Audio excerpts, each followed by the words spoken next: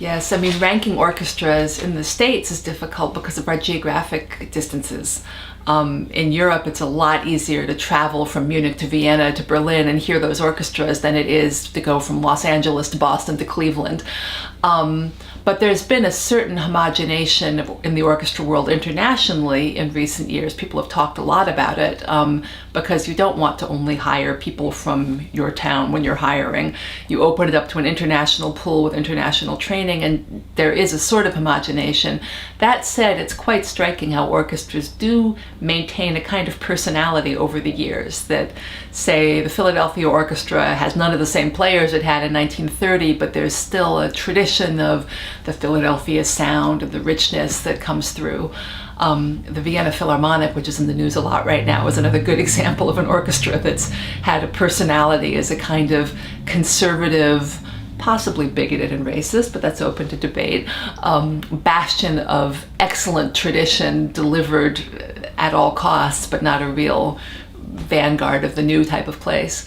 But of course, there are differences. The armchair rankings game in America has changed in the last, it's been a process going on over the last 3 or 4 decades. There used to be the big five: Boston, New York, Philadelphia, Cleveland, and Chicago, and those were the best of the best.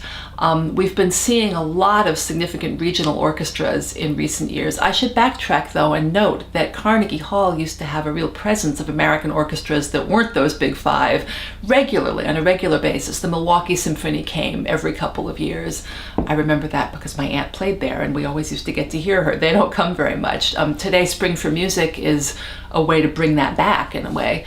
But my original point was that the big five, the hegemony of the big five, has eroded a little bit, largely in favor of the West Coast. San Francisco and Los Angeles. Los Angeles in particular has become a real powerhouse. Artistically, evidently financially, they seem to be doing well. They've got Gustavo Dudamel now, but they had Esa-Pekka Salonen before that. They've done a lot of new music.